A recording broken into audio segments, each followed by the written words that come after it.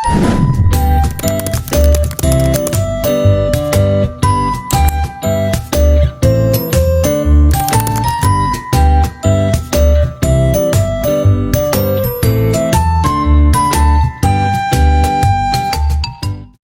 materi ada 4. Pertama, Al-Quran sebagai sumber ilmu. Kedua, guru sebagai agen perubahan. Ketiga, beberapa paradigma pendidikan dalam Al-Quran. Keempat, masalah 5 menurut manhaj Muhammadiyah. Yang pertama, definisi dan pentingnya Al-Quran sebagai sumber ilmu. Al-Quran adalah kitab suci umat Islam yang diturunkan oleh Allah Subhanahu wa Ta'ala kepada Nabi Muhammad SAW melalui wahyu.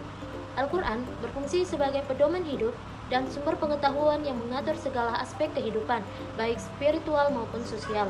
Pentingnya Al-Quran sebagai sumber ilmu meliputi yang pertama, mendorong umat untuk menuntut ilmu, yang kedua, kedudukan orang berilmu, dan yang ketiga, panduan hidup.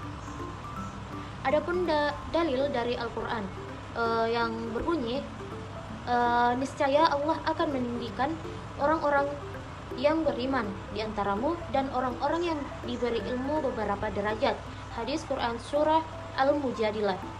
Selanjutnya, Rasulullah SAW sebagai teladan dalam menuntut ilmu. Rasulullah SAW merupakan teladan utama dalam menuntut ilmu. Beliau tidak hanya mengajarkan ilmu, tetapi juga mempraktikannya dalam kehidupan sehari-hari. Contohnya seperti belajar dan mengajar, praktik ilmu, dan pendorong untuk belajar. Selanjutnya yaitu peran guru dalam pendidikan Islam. Dalam konteks pendidikan Islam, guru memegang peranan yang sangat penting. Mereka bukan hanya sebagai penyampai ilmu, tetapi juga sebagai agen perubahan yang dapat membimbing siswa menuju kebaikan, nilai-nilai spiritual, dan moral yang tinggi. Adapun beberapa peranan guru dalam pendidikan Islam. Yang pertama, pendidik dan pembimbing, teladan bagi siswa, penggerak perubahan sosial, dan membangun karakter dan akhlak. Adapun dalil tentang peran guru yang berbunyi, dan kami jadikan di antara mereka itu pemimpin yang memberi petunjuk dengan perintah kami, ketika mereka sabar dan mereka meyakini akan ayat-ayat kami. Quran Surah Al-Sajdah. Ayat ini menunjukkan bahwa Allah mengangkat orang-orang yang sabar dan meyakini ayat-ayatnya menjadi pemimpin yang memberi petunjuk. Dalam konteks ini, guru adalah salah satu contoh pemimpin yang dapat memberikan arahan dan petunjuk kepada siswa. Adapun tanggung jawab guru dalam pendidikan Islam, yang mana yaitu menanamkan nilai-nilai agama, mendorong rasa ingin tahu, menjadi moderator, dan memberikan motivasi. Selanjutnya, beberapa paradigma pendidikan dalam Al-Quran. Pendidikan dalam Islam tidak hanya bersifat akademis, tetapi juga mencakup pengembangan karakter dan spiritual. Adapun beberapa contoh tokoh dalam Al-Quran yang menunjukkan paradigma pendidikan yang dapat diambil sebagai teladan. Yang pertama, Nabi Muhammad SAW. Paradigma pendidikan Nabi Muhammad SAW adalah contoh utama dalam pendidikan. Beliau mengajarkan pentingnya ilmu pengetahuan dan karakter. Adapun dalil yang mengatakan sesungguhnya Allah mengangkat derajat orang-orang yang beriman di antara kalian dan orang-orang yang diberi ilmu dengan beberapa derajat. Quran Surah Al-Mujadilah ayat 11. Yang kedua, Luqman Al-Hakim. Paradigma pendidikan Luqman Al-Hakim dikenal sebagai seseorang pendidik yang bijaksana. Ajaran-ajarannya lebih menekankan pada pengembangan karakter. Adapun dalilnya, dan ingatlah ketika Luqman berkata kepada anaknya di waktu dia memberi pelajaran kepadanya, "Wahai anakku, janganlah kamu mempersekutukan Allah. Sesungguhnya mempersekutukan Allah adalah kezaliman yang besar." Quran Surah Luqman ayat 13. Yang ketiga, Nabi Khidir.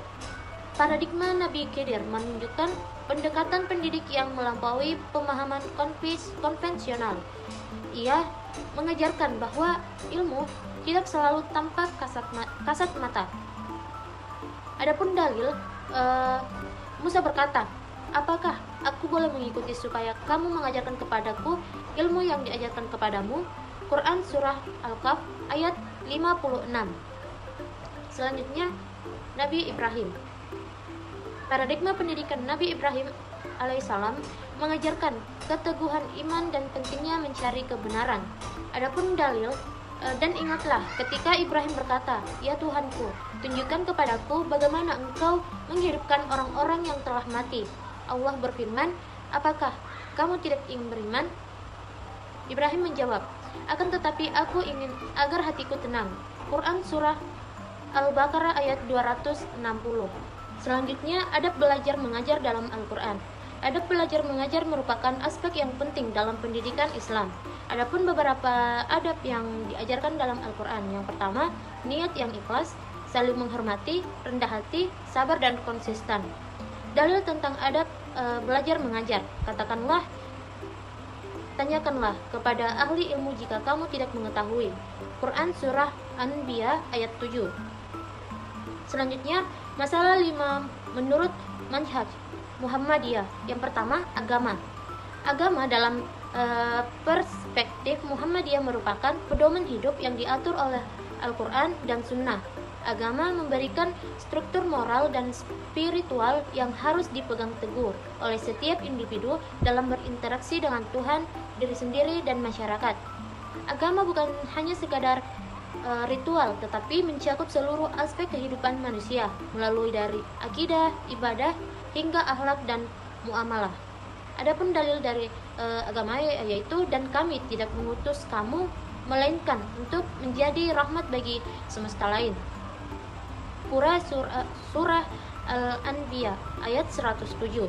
Selanjutnya, dunia. Dalam pandangan Muhammadiyah, dunia adalah tempat bagi umat manusia untuk beramal dan mencari ilmu.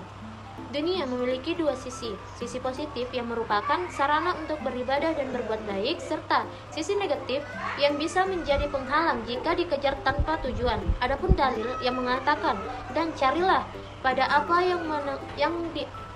yang dianugerahkan Allah kepadamu di akhirat, dan janganlah kamu lupakan bagianmu dari dunia." Quran Surah Al-Qasas ayat 77. Selanjutnya, ibadah. Ibadah adalah segala bentuk pengabdian kepada Allah yang dilakukan dengan niat yang tulus dan sesuai dengan syariat Islam. Ibadah mencakup aspek ritual seperti sholat, puasa, dan zakat. Adapun non-ritual seperti perbuatan baik, menuntut ilmu, dan membantu sesama. Adapun dalilnya mengatakan, "Dan tidaklah aku menciptakan jin dan manusia melainkan supaya mereka beribadah kepadaku." Quran Surah Az-Zariyat ayat 56. Selanjutnya, Sabilillah. Sabilillah berarti jalan Allah. Dalam konteks Muhammadiyah, mencakup segala usaha yang dilakukan untuk kepentingan agama seperti dakwah, pendidikan, dan pengabdian kepada masyarakat. Sabilillah mencerminkan semangat juang dan pengorbanan yang untuk menyebarkan kebaikan dan memperjuangkan keadilan. Adapun dalilnya yang berbunyi, "Dan perangilah di jalan Allah orang-orang yang menyerangi kamu, dan tapi janganlah kamu melampaui batas. Sesungguhnya Allah tidak menyukai orang-orang yang melampaui batas." Quran Surah Al-Baqarah ayat 190. Selanjutnya, kias. Kias adalah metode ihtiyat yang digunakan untuk menentukan hukum dengan cara membandingkan suatu kasus baru dengan kasus yang sudah ada dalam Al-Quran atau Sunnah berdasarkan kesamaan illah atau alasan hukum. Kias merupakan salah satu sumber hukum dalam Islam yang penting untuk menangani masalah-masalah yang baru yang tidak ditemukan dalam teks-teks suci. Adapun dalil yang mengatakan, "Maka jika kamu berbeza pendapat tentang sesuatu, kembalikanlah ia kepada Allah dan Rasul." Quran Surah An-Nisa ayat 59.